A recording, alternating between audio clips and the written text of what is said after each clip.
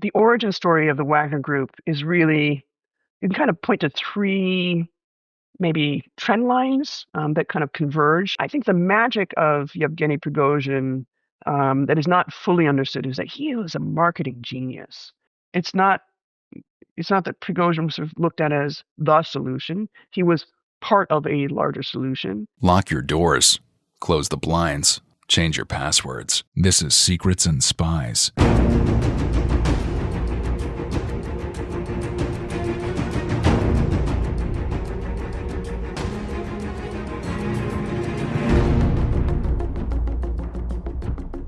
Secrets and Spies is a podcast that dives into the world of espionage, terrorism, geopolitics, and intrigue.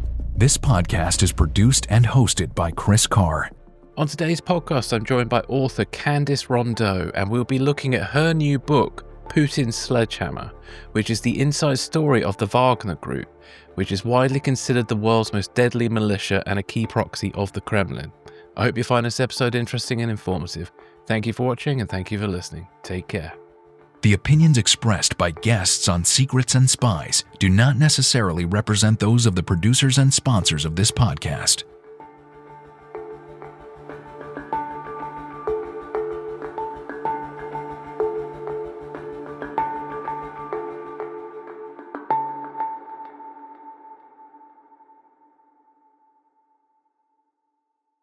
Candace, welcome to the podcast. Good to have you on. It's great to be here. Thank you. Well, thank you for joining me. So you've written this really interesting book called Putin's Sledgehammer. Before we sort of dive into some of the topics around that, I was wondering if you could just tell us a little bit about yourself and your background. Yeah. I always struggle to answer this question, but I think Yes. the easy answer is I'm Chicago born and raised, which actually adds a lot of weight to the narrative of the book in a way, because if you know anything about Chicago, it's kind of mafia country. Yeah.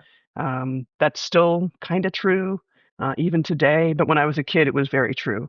And I was raised sort of at the tail end of the Cold War. So I'm a kind of a Cold War baby. And I spent a lot of my career documenting, different types of crime and corruption. Most of that, the early period of my career was in the United States as a journalist, working for different outfits, but most notoriously for the Washington Post. And eventually that sort of transformed me into some sort of war correspondent. I spent 5 years living and working in Afghanistan and Pakistan, covering the kind of middle part of U.S. engagement in the region, covering the war. Actually also looking at the back end of sort of Russia's history and the Soviet kind of legacy that was left there, and untangling all of that. And today I am a senior director for Future Frontlines, which is a program based at New America. It's a DC think tank. And we spend a lot of time thinking about the intersection between technology and the changing character of war. And that's how I stumbled onto this story about the Wagner Group. Yeah, fantastic. Now, I have to ask, as you're from Chicago, are you a fan of the works of Michael Mann? Well, sure, but there are others that I'm a bigger fan of. Who would you recommend? Oh, gosh. I mean, there are some amazing poets, that's probably not necessarily for your listeners, but Geraldine Brooks is probably one of the most famous ones.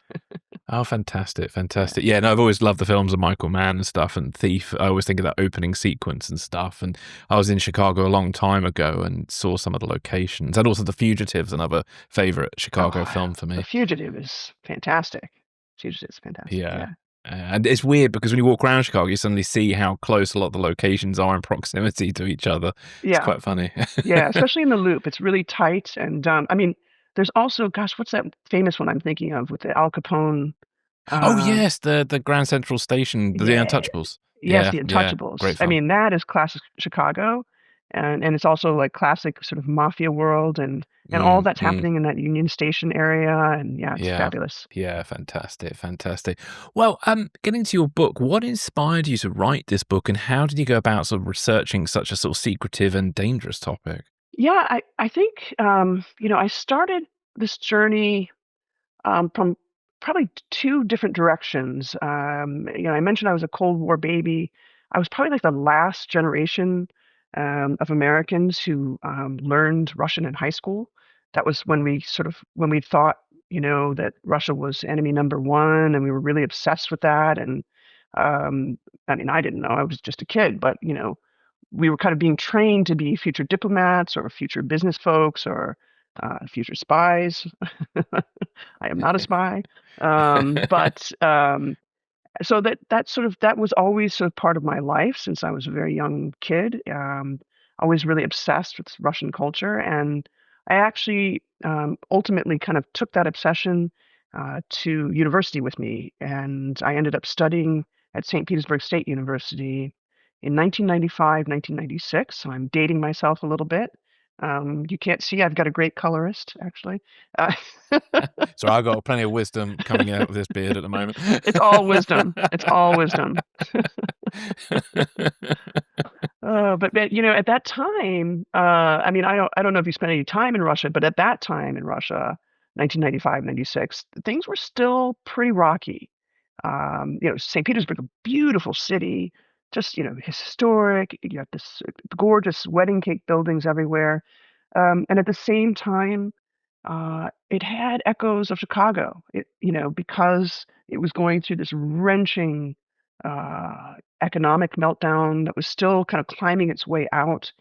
The city was racked with crime. I mean, not street crime, not that kind of crime, but there was definitely a lot of sort of mafia vibes everywhere you went. I remember being on Nevsky Prospect, which is kind of the main drag in St. Petersburg, probably like 5, 6 months into my sort of last year of college, and there was a drive-by shooting at a hotel. There was all kinds of stuff like that was sort of popping off.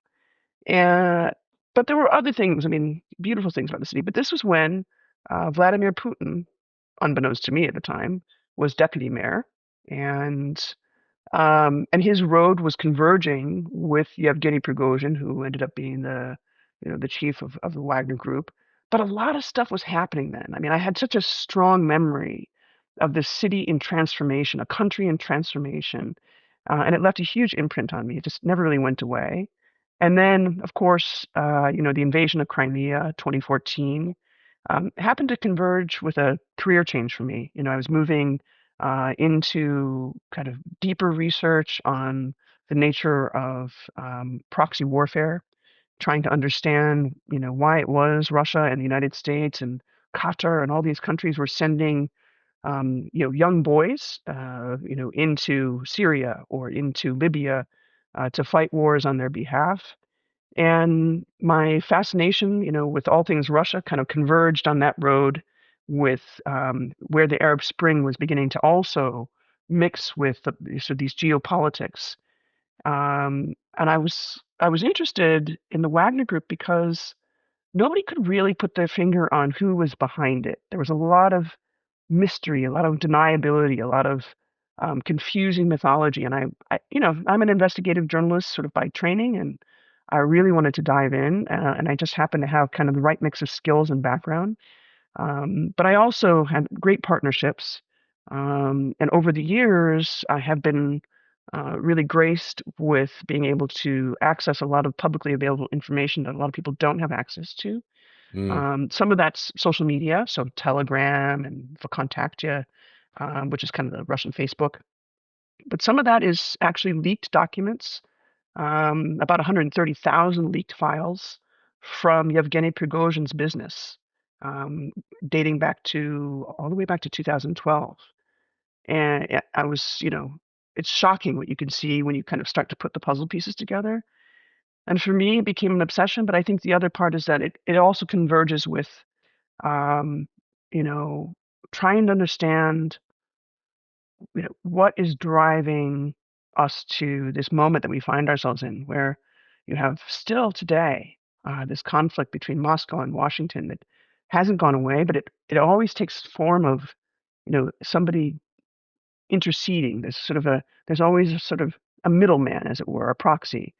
And I was really just driven to kind of unpack that, especially because I'd spent so much time in St. Petersburg. Yeah. What are your feelings on the notion that Putin sees himself at war with the West, whilst obviously the other way around, we're trying not to see ourselves at war with Russia? Oh, I mean, it's something that I really struggle with, and I think a lot of people who spend time, working on things connected to Russia or have spent time in Russia, or if you've been to Ukraine, and I think there is this strange, almost surreal feeling because Russia 100% believes that it's at war with the United States. That's been the case since at least 2014. And, it's taken different shapes and forms, sometimes in the form of, these proxy warriors, right, like Wagner Group, but other things, disinformation, right, attacks on elections, attacks on journalists, attacks on the pillars of democracy in various parts of the West. And it is a little bit, until recently, I have to say, until the invasion of 2022, it felt like shouting in the wind, Mm. trying to explain to people that there is this nation of, something like 148 million people. Not all of them, are with Putin per se, but the core nexus, right, of the Kremlin and the power brokers who kind of rely on Putin and Putinology or Putinism are very convinced that they are at war with the United States. And somehow it really wasn't ringing true until February of 2022. Yeah. And I think that, there were a lot of people politicians in particular, have been sort of semi in denial about it and not wanting to sort of face up to this problem. And I think, obviously the war was an unfortunate wake up call for a lot of people. I think they don't know what to do. Yeah. I mean, I think that's the question is sort of if you openly admit that that you're at war with with Russia. I mean, the next logical step is then to escalate, right? And I think there's something to Vladimir Putin's strategy, this proxy warfare, this indirect means, this irregular means of confronting the United States and NATO partners. That strategy has worked very well because he understands that the West doesn't really need to go to war with Russia now, right? I mean, there's nothing truly driving the United States there, that sort of where it's sort of central interest to the national security of the United States, which is why we've had this teetering, kind of almost stuttering support for Ukraine. And I think if there's one thing you can say about Vladimir Putin, is he knows how to read a room, right? He really understands the psychology of his rivals and spends a lot of time, I think, thinking about it and studying about it. And that's where people in Washington, people in London, they are greatly disadvantaged in some ways. Yeah, indeed. I find, Putin's such a fascinating figure. I don't admire him, but I can understand, kind of like, he has something about him. He seems very in control of himself, and obviously he has the luxury of not having to be re-elected. That's right. So I think that helps him a lot. Let's take a break and be right back with more.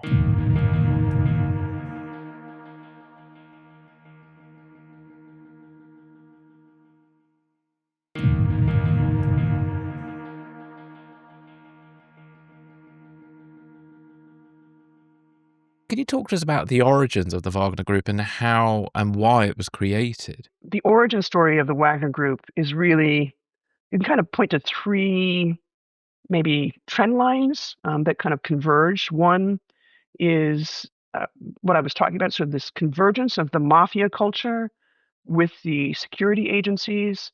And then this one third thread that people don't really think about very often. But in the 1990s, as Russia was sort of in free fall after the collapse of the Soviet Union, a lot of veterans were coming home from Afghanistan. A lot of Russian veterans are coming home from Afghanistan. A lot of them were out of sorts, out of work. They had no safety net because the government, and still this is true today, there's no Veterans Affairs Department that sort of takes care of Russian veterans. It's all sort of left up to these associations. But in the early 1990s, while you have this kind of convergence of the security agencies and then the the mafia, all of these veterans become kind of in service, right, to both to the mafia and to the security agencies. These are sportsmen, these are soldiers, and they're the bouncers at the at the club door, right? And that three-way convergence led to kind of a social phenomenon, a social movement almost, a burgeoning social movement, a lot of disaffection around the loss of status. So that's one part of where the Wagner Group really comes from, is that disaffection, that collapse, that sense of sort of social disruption that came out of the 1990s. But another piece is also a reaction from the Kremlin and specifically from Putin to the color revolutions, where, if you'll remember, in 2004, there was the Orange Revolution in Ukraine, the uprising because of election interference or perceived election interference from Russia that led to, the kind of first democratic uprising in Ukraine. And then soon after that was Georgia, right? So actually, sorry, it was Georgia first, and then it was Orange Revolution. And then finally, and people often forget this one, was the Tulip Revolution in Kyrgyzstan, right? So those three events really spooked Putin, and it sort of precipitated this really sense that actually accommodation with the West was no longer possible. There was, he saw in his mind, he saw the hand of the West sort of moving chess pieces around the board, basically. And that was being echoed in the culture at the time, right? There was a lot of rising stars. One very famous one, Alexander Dugin, who's sort of the right-wing philosopher extraordinaire, who was starting to gain a little bit of influence within the military culture, within the elite officer corps. So that's another big origin piece. And then I would say the last, and they're kind of interrelated, is just globalization itself. The phenomenon of kind of Russia re-entering the global market, the first time in almost, 80 years, basically, or 50 years. That was really a moment that you saw also the rise of Gazprom, Rosneft, Rostec, these big state enterprises. And under some early laws that were passed in the early 2000s, there was a law that basically permitted Gazprom to hire its own army. So unlike the United States or the UK, where you had these sort of private security companies, the first private security companies were really essentially a paramilitary extension of these gas and oil companies, which were, of course, global, right? They had reach all over the world. So that's kind of the origin story.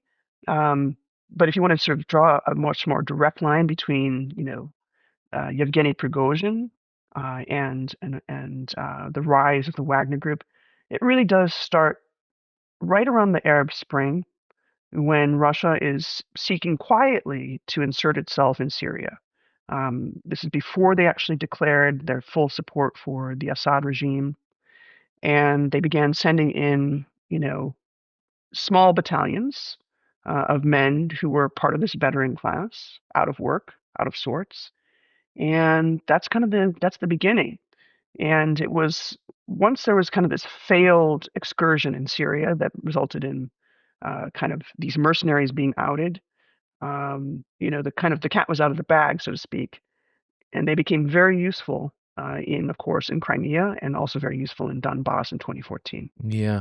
Could you talk to us about the kind of relationship between the GRU and the Wagner Group? Well, it's a very tight relationship. There's an impression that it was always arm's length, or that Prigozhin was doing pretty much everything on his own. And there is, I think, a lot of truth to that. There's some great research out there, folks who've talked and spent time with mercenaries in the field.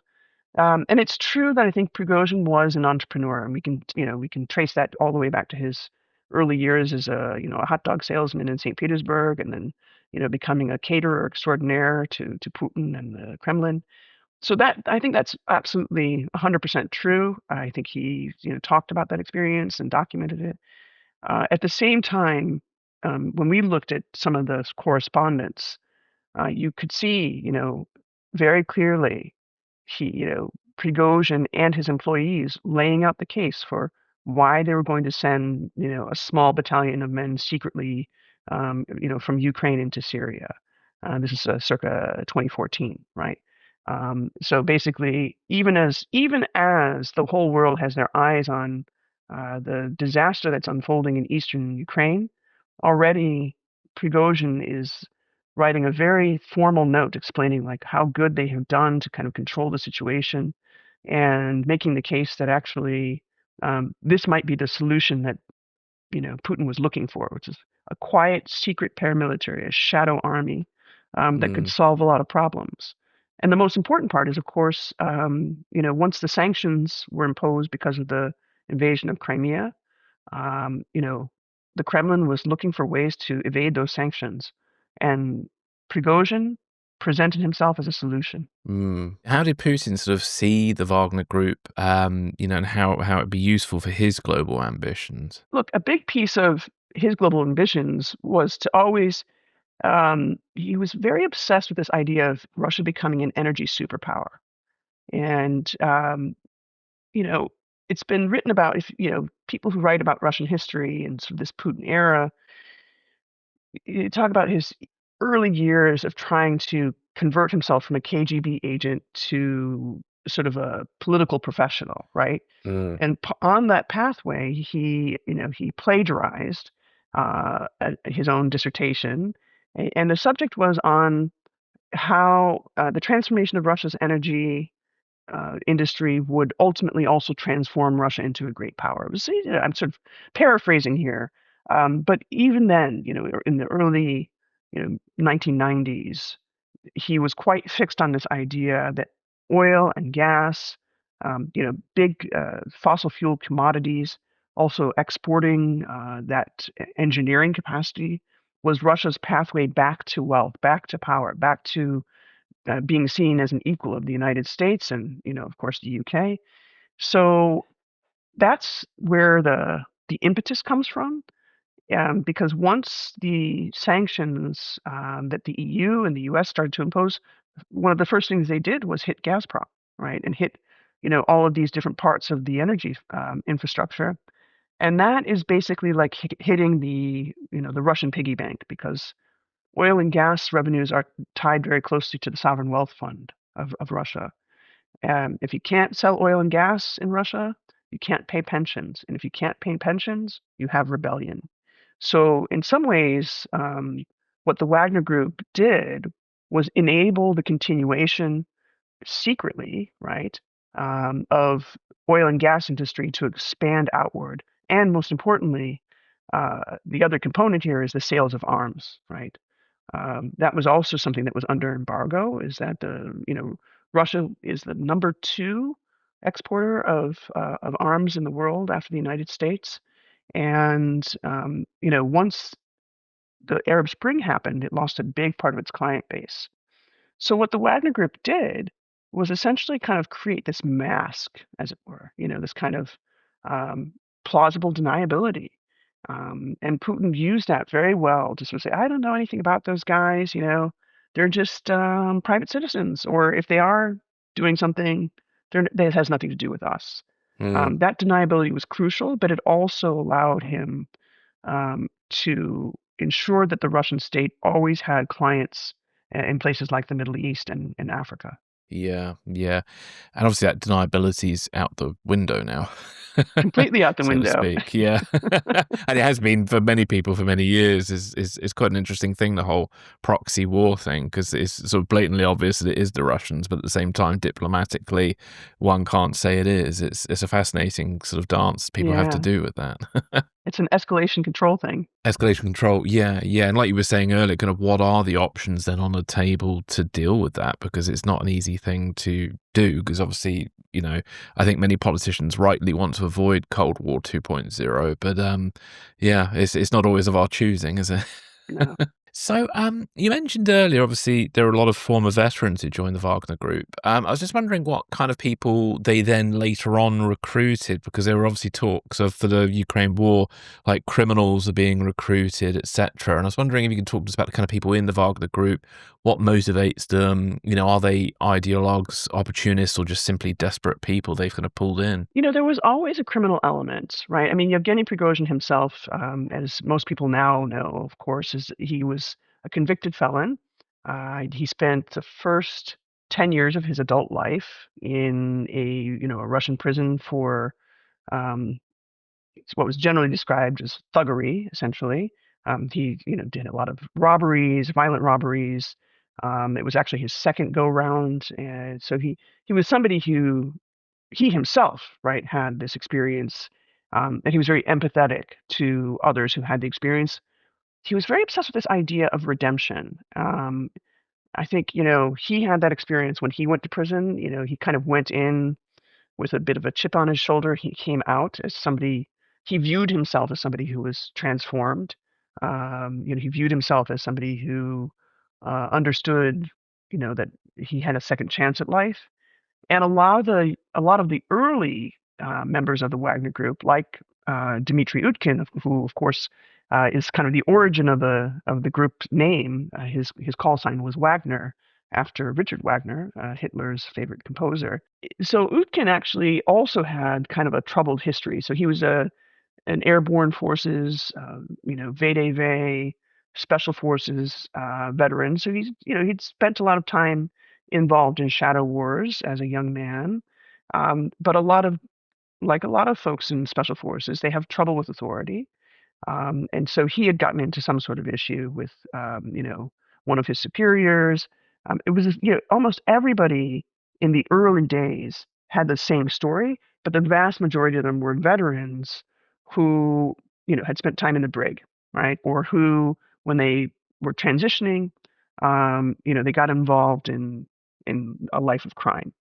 And that was something that was always a commonality. It was only later, right, when the pressure was on to expand those numbers really fast, in 2022, that Prigozhin apparently got permission from the Ministry of Defense and the Corrections Ministry to go in and start recruiting prisoners. And so, but in that first year, what's interesting is that they were very targeted. They went to prisons that had a lot of folks who had been in the military. They looked for ex-police officers. So they even had different letters assigned on their dog tags for those folks. So, Oh. but over time, of course, that number started to dry up because the war was so heavy, and they just had to kind of, as you were, sort of scrape the bottom of the barrel. So the Wagner Group have operated in some of the most volatile places on Earth, and I was wondering if you could just talk us through some of the kind of key regions where they've been active. I think people kind of get confused about the true origins here, but there was a predecessor organization before the Wagner Group that actually did have a corporate footprint, and that organization kind of imploded in the middle of, I'd say, like 2012, Yeah. 12, 13, and it just, business did not go well in Syria, basically. And it was Prigozhin who kind of transformed, Prigozhin and Utkin, and another man who was the executive director, Andrei Troshev, who transformed what was a pretty small battalion of about 300 guys in Syria, it grew to about 2,400 men.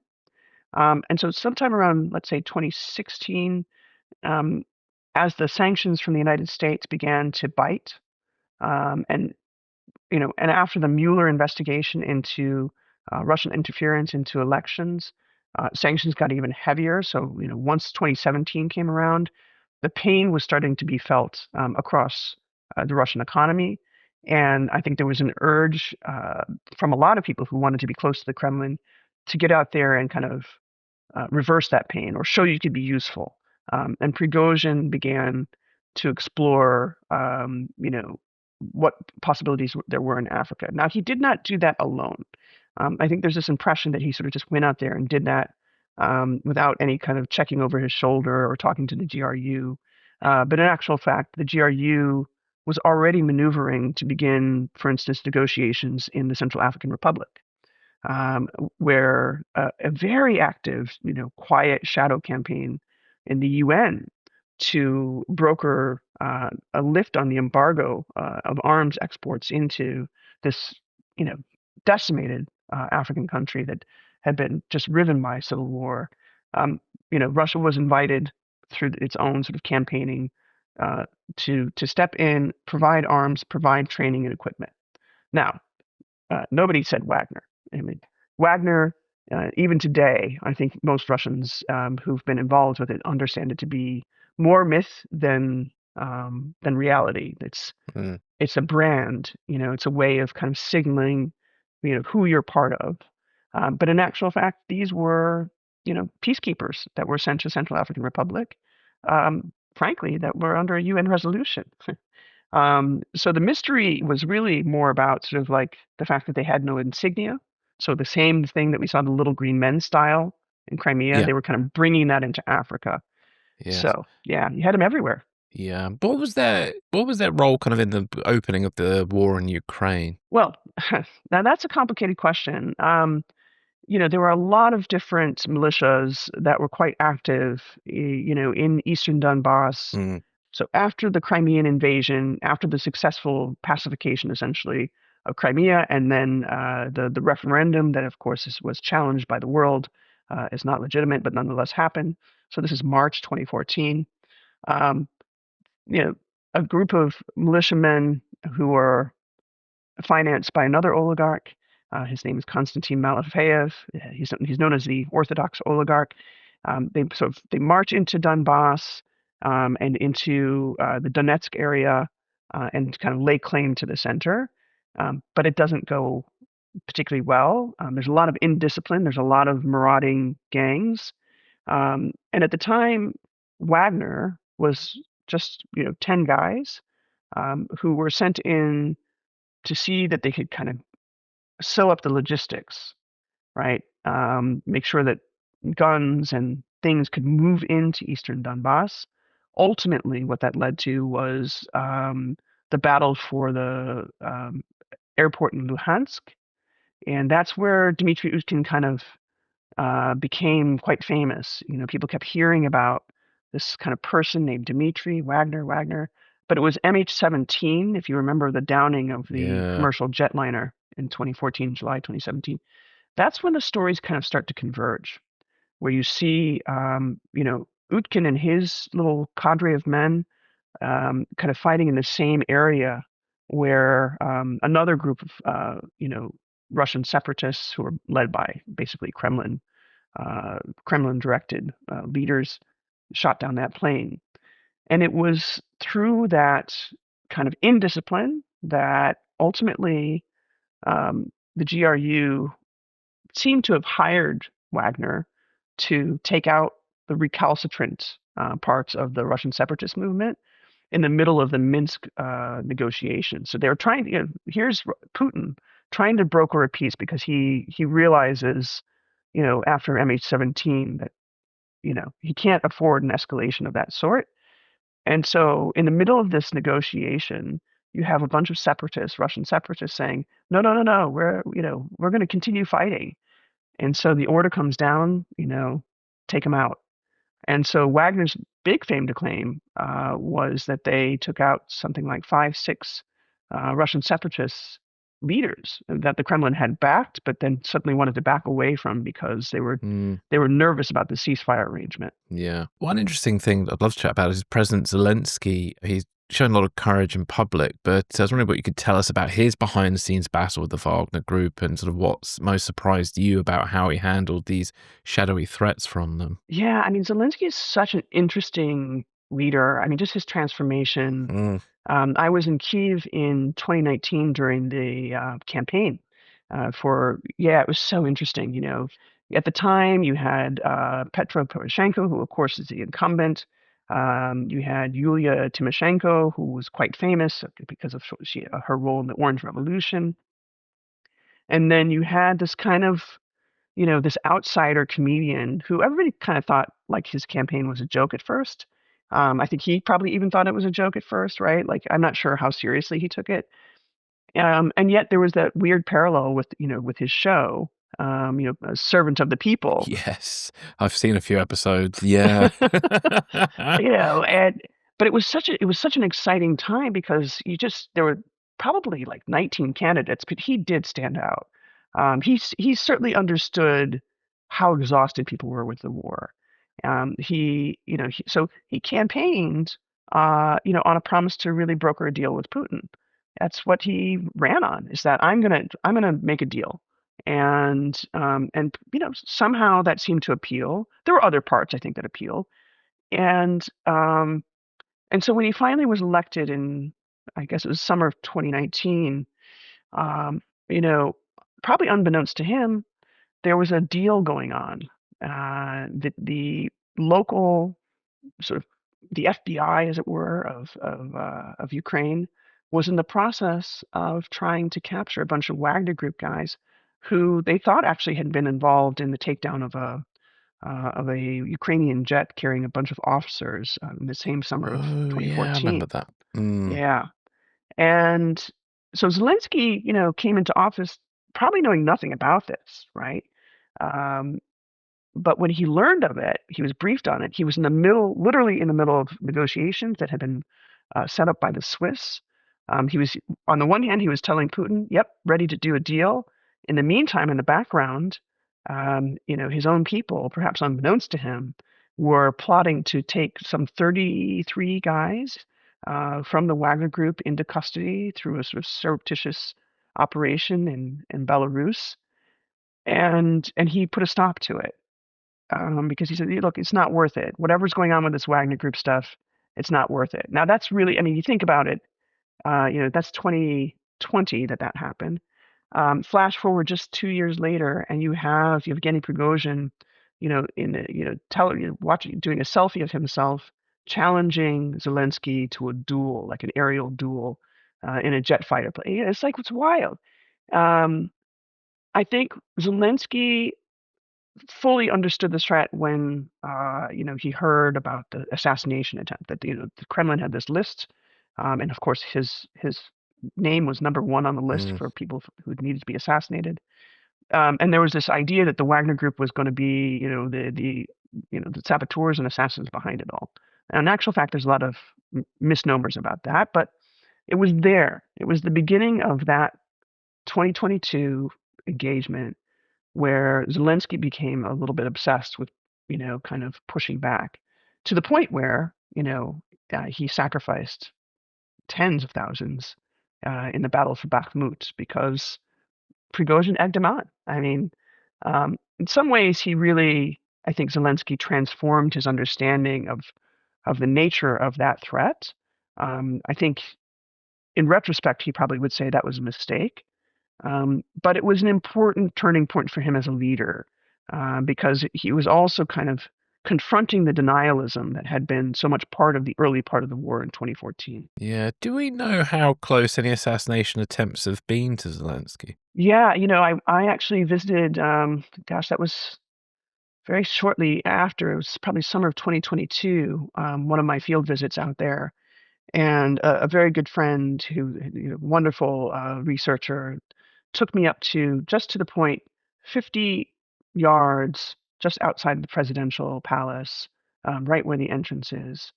And he kind of laid out what happened there, and something like 50 commandos, um, who they assumed were with Wagner, but in actual fact turned out to be with a rival mercenary outfit, swarmed the palace. So only 50 yards away, swarmed the palace, but they were mowed down, by Ukrainian special forces. So I think on several occasions they came very close. Yeah.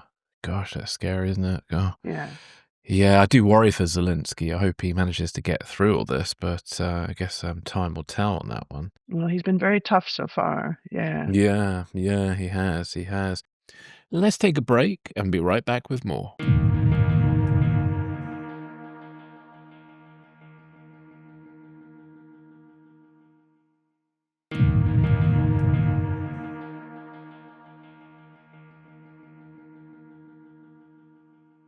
Can you explain to us about the Wagner Group's role in sort of information warfare and disinformation? Because obviously that's a very big thing that they've been involved with. And I was wondering what tactics the public should be made more aware of. I think the magic of Yevgeny Prigozhin that is not fully understood is that he was a marketing genius. He could turn some of the most gruesome things into, things that would end up on T-shirts and, coffee mugs. I mean, the best example of this, of course, and that's where the title Putin Sledgehammer comes from, is an incident involving an on-camera killing of a Syrian national with a sledgehammer. That kind of begins the mythos. I think the Wagner kind of mythos really comes from Prigozhin's ability to call black white, right? And he really understood that the internet was just critical to creating this illusion, right? And so he created everybody kind of knows this story now, but he started what's called the Internet Research Agency, which was, people call it the troll farm, but it was actually a lot more sophisticated than just a bunch of kids, trolling on Facebook and so forth. It was using really high level social marketing techniques. It was leaning into the narratives of, uh, basically disruption, leading into divides, social divides. So in the United Kingdom, of course, what that looked like was, very pro Brexit, very anti-European. In the United States, what that looked like, it was they really played up the race card when it came to the U.S. election.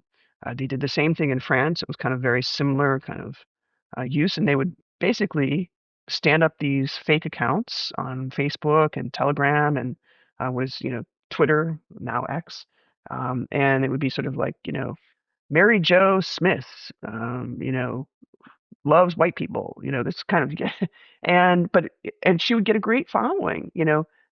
He was a genius at understanding the power of youth.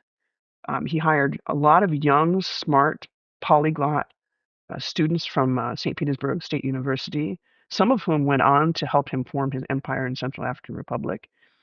And he also, in Africa, I think one of the most important, I think, victories, I suppose, of his marketing campaign was kind of taking that colonial history, that real anger, between Africa and Europe over centuries of, abuse and, sort of inequality.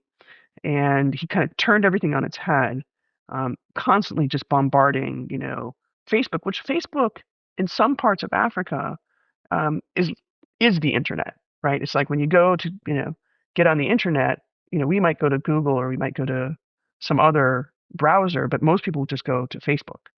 And he really understood that really well. And so he kind of leaned into that. He spent a lot of money on building these very elaborate campaigns. And of course, in Africa and in Egypt and Libya, there were, of course, media companies that were bought out and sort of refurbished and turned into propaganda machines. He brought in anthropologists, sociologists who understood the local languages and created kind of campaign slogans. So he was very masterful. And the Wagner Group was kind of like the advertisement for, like, what power looked like, what functioning looked like. And those two things combined to be very powerful forces in projecting Russian power abroad. Mm. I find this whole troll farm thing really interesting because I think there's still a lot of people out there who don't understand that people were employed to basically look at a target society and kind of look what the tension points were and exploit them. And I just find it really so fascinating because there's still many people today who hear troll farm and they kind of brush it off and don't quite get the scale of it. Yeah, I mean, I think also what doesn't really come through is that this is actually an old Russian doctrine, right? It even dates all the way back to the Bolshevik era, which is kind of, hiding the real and showing the false. This is this idea of maskarovka, right? Wearing kind of different guises and to convince people to actually commit errors, sort of unforced errors. And that's, certainly in the case of the U.S. election 2016, people will always forever debate, to what degree did Russian interference really sway the vote in favor of Trump? What matters is where Russia succeeded was not just, we could debate the Trump outcome, but you cannot debate that it greatly undermined faith in the electoral process. Oh, And yeah. it created a lot of mistrust and polarization. And that in itself is the kind of success that you can't really measure. We're living through that now, obviously, in this era, and the consequences of that. Do you have any insight on how the Wagner Group may or may not have influenced conspiracy culture online? Because conspiracy theories are massive, and obviously post 9/11 they really grew. And I wondered if Russia had any part in exaggerating or even making up some conspiracies that are popular today. Well, certainly, there. I think many of them are very case specific to given areas. I mean, some of the work that the Internet Research Agency was doing, and these are ad buys, by the way. This is sort of buying ads on Facebook, buying space, and that's pretty cheap. And if you can have a bot that can kind of repeat and amplify, at scale, it can be very powerful. I think the biggest mythos is that Wagner was a company, like it was a unitary company, like Blackwater, but it never was. It was literally a network of shell companies and individuals who found it profitable to project power on behalf of the Kremlin, and to promote this idea that Russian military might and military power was something that could save some of these very unstable states, right? Mm, But you could look at Mali today, you could look at Central African Republic today, and you can see that the objective for Russian forces in these areas is not to solve the problem; it's to keep it at a low boil so that the profit keeps flowing. I think that's a huge achievement in terms of sort of conspiracy theories. It's just this idea, but I think there's also, I will say, that the Internet Research Agency and Wagner, as like kind of the information enterprise, has done a lot of work to target journalists and journalists who are determined to, uncover the mm, Kremlin secrets. And notably, at various points, Yevgeny Prigozhin used his Internet Research Agency and turned it against Alexei Navalny. That was even before the Crimean War. That's kind of where his claim to fame was, sort of building this mythos that Alexei Navalny was a tool of the West. He inflated this whole documentary. It was called Anatomy of a Protest, and it would he hired a bunch of sort of fake protesters. It's just a crazy story. You can't even begin to repeat it. Only in Hollywood could you have something like mm. this. But that mythos around Navalny and other opposition characters, Prigozhin was really deep into promoting a lot of that stuff, and it was quite effective within the Russian public, within the Russian sphere. Thank you for that. Now, Yevgeny Prigozhin's rise and fall almost reads like a political thriller. And what does his story tell us about sort of loyalty, betrayal, and power within Putin's inner circle? Well, the first thing it should tell you is that there's nothing that's private. There's no such thing as private enterprise in Putin's Russia. If Putin decides that you are useful, and that you are loyal, you might be given a pathway to wealth, but he can always take it back. I think that's one big lesson, is that um, you know the right hand giveth and the left hand is always ready to take it away, and that loyalty only takes you so far, right? Anything that challenges the structure that Putin has built, you know, the enterprise that kind of marries mafia culture with the state security control over every aspect of life, anything that threatens that is going to be, punished or cut out. And Prigozhin's mistake was not understanding that he had crossed a threshold, that he had sort of his usefulness, after he became associated, quite famously and openly with the Wagner Group, diminished, right? Mm, Because it was the deniability that was such a powerful thing for Putin. yeah.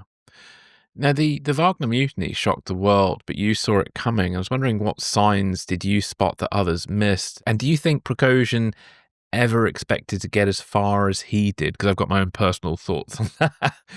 Oh, I want to hear that for sure. You know, some of the early signs may not have been as obvious to people who were kind of just going about their normal day. For people who were kind Yeah. of obsessively watching what was unfolding on Telegram and on the Contactia and all these sort of social media sites, Um, I think some of the early signs were there were some lawsuits that, again, this was all sort of privileged information. It was part of some leaked documentation, but lawsuits between Prigozhin and the Kremlin. That was one hint that something was going on. There were rival mercenary outfits, notoriously Redoute, was stood up and was deployed, you know, before even the Wagner Group was brought in March of 2022. So there was already a sense, even as they're jumping in the spring of 2022, that it's not that Prigozhin was sort of looked at as the solution. He was part of a larger solution, which involved grabbing what was available off the shelf. So that's one indicator. But obviously, it was in January of um, of 2023 that you really started to see the unraveling begin. And unless you were watching really closely, maybe you wouldn't have known this, but there was a YouTube channel, run by a Russian dissident called Gulag No, right? So no to the Gulag, and they started broadcasting these very interesting defector confessions about people who had defected from the Wagner Group, left the front line, and said, "I'm quitting." And one in particular was a young man named Andrei Medvedev, who in December of 2022 uh, cut a short little video saying, "Yevgeny Prigozhin's crazy. I can't keep fighting like this. I'm leaving Wagner." It was very dramatic, right? And then not more than a few weeks later, you hear this story of a young Russian defector running across the frozen tundra from way north Russia into Norway on foot, dogs chasing him. It's like a Hollywood movie. And it was Andrei Medvedev saying, I have to leave because I'm under threat. And this cascade of defectors started appearing online saying, Prigozhin's crazy. He's throwing us into what they call the Bakhmut meat grinder. So many guys were dying. So that was one of the early signs. And then the second was, you might remember this, in April of 2023, there was a massive bombing at a cafe in St. Petersburg. And it happened to be where Yevgeny Prigozhin's one of his first restaurants opened there. And it was the killing of a military blogger, one of these Russian sort of gung-ho guys, who Prigozhin had invited to kind of take over that cafe. A young woman came with a gold bust and handed it to him, and Yeah, that's yeah, yeah, I remember this. yeah. I mean, it was really, you could, if you understood anything about, the language of the mafia, sending somebody into, basically your backyard, and setting off a bomb is a pretty good sign that somebody's not happy with you, right? And doing it in this kind of pretty historic place that only Putin probably would have understood the power of that. And, I think that's when I started to see, okay, so, I mean, it was pretty obvious that he had a target on his back, but that somebody was going to do something was another story. And then, of course, Prigozhin, in the height of the Bakhmut engagement in the battle, bodies falling everywhere, just decimation. He goes mad, right, and starts shouting on Telegram, for ammunition and threatening to topple the defense minister. And this is now, you can see that this is a man who's having kind of an apocalypse now moment, sort of a Colonel Kurtz moment, and he's unraveling. But was I thinking that it was going to be a full-on march on Moscow? No, I was not thinking that. I was thinking that, you could see also that there were a lot of polls suggesting that Prigozhin might be a good replacement for either the defense minister, Sergei Shoigu, or for Putin himself. And that's when you could kind of see that he was sort of inflating himself, right? It was sort of both madness and then delusion. It was all these things wrapped up. And it was pretty obvious something was going to happen. But I don't know if I would have predicted that he would try and march on Moscow with some, 5,000 men. We still actually don't know the actual number today, but that he would do so unopposed, I think, is the more remarkable part. Well, yeah, that's the bit that fascinates me. I think he got a lot further than he thought he would. And I kind of liken it a little bit to Boris Johnson and the Brexit vote. I don't think Prigozhin ever intended to replace Vladimir Putin or anything, but I think he got a lot closer than he probably thought he would. Yeah, no, I mean, replacement, I don't think was really the goal. No. I think he received a green light from some of his close interlocutors within the military. He did have a lot of supporters, people who profited also, by the way, from his ventures. Most importantly, one of them was a Sergei Surovikin, who was chief of the aerospace forces in Russia. They had fought in, Syria together. They'd sort of made a bond, and it was pretty clear, later it became clear, that Surovikin had arranged with one of the sort of far right parties for Prigozhin to go and deliver a speech in parliament. So, in his mind, in his Colonel Kurt's mind, Prigozhin is thinking, I'm going to go and petition the Tsar and explain like what's wrong with this war. We're going to fight it differently. And once I reach Moscow, everything's going to be fine. And it's not because, you know, he was only delusional. It was because, in fact, somebody had given him the impression in the military that there wasn't going to be a fight. And it was only as they kind of get about 200 miles outside, kind of near Lipetsk, that things started getting hairy, right? They're shooting down the helicopters. There is actually some resistance encountered, but I mean, to come within 200 miles of Moscow, that shows you that actually he wasn't totally off point. No, no, and I think Putin's hold on power at that point looked very fragile, and I think this may be what led to Prigozhin's sort of death, which is still, I think, officially in Russia an accident. But I was wondering if there's have you uncovered any information, any credible information about what really happened and led up to Prigozhin's death? Yeah, I don't think we're ever going to know. I mean, that's one of the frustrations of trying to write a book like this is, one, you can't go there and ask people, without facing the threat of death, and of course, it's in the interest of Putin and the Kremlin to kind of tell a variety of stories. I mean, he gets on camera couple days afterwards, after Prigozhin died in the crash, and he says, well, they were playing with grenades, like they were juggling grenades like a bunch of clowns or something like this. Here's a guy who's, probably built a multi-billion-dollar empire, fighting alongside one of the more disciplined soldiers in Russia's history, frankly, Dmitry Utkin, who's also on board the plane.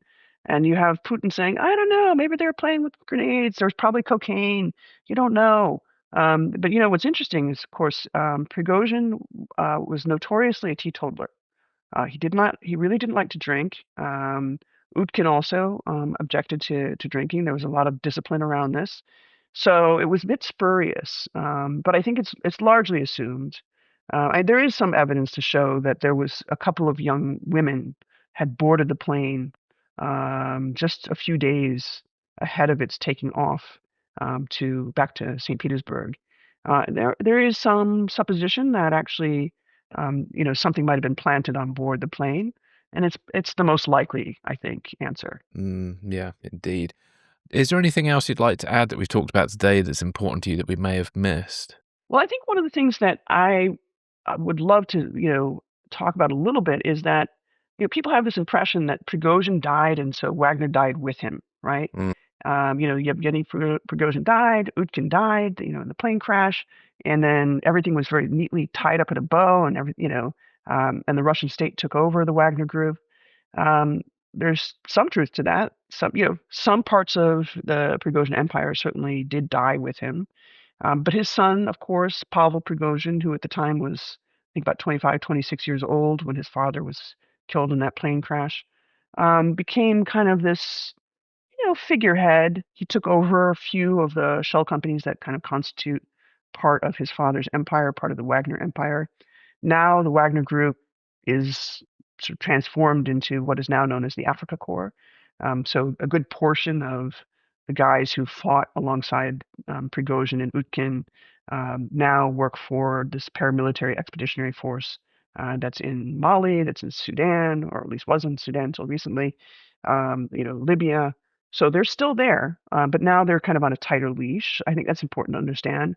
And they're really still a necessary part of financing the war in Ukraine. without those military operations, without that, these billion-dollar weapon sales, to places in the Sahel, it would be very difficult for Russia to finance the war in Ukraine. And I think the other thing that's really important to note is if you've been hearing about some of these arson cases and sabotage cases in Poland and Europe and even in the UK, I believe there was also a case. Those are Wagner branded. Not all of them, but a lot of them have connections to Wagner Telegram channels and Wagner handles, and there's still a tie there. So they remain an active threat, and they are transforming into something that I think people need to pay attention to. Where can listeners find out more about you, your work, and your book? Well, there's a couple places you can go. I think the place that will probably excite most people is a dedicated website that my colleagues and I just want to give a shout out to my research partner, Ben Dalton, who has been just, with me, cheek and jowl the whole way on this journey. We put a website together called uncoveringwagner.org. And there you can kind of look at how the organization really looked and how it really worked. There's a lot of analysis and data and visualizations there. And if you want to find out about me, you can go to newamerica.org and look up Future Frontlines and learn more about our program. Fantastic. Well, thank you so much for joining me today, and thank you for your time. Thank you.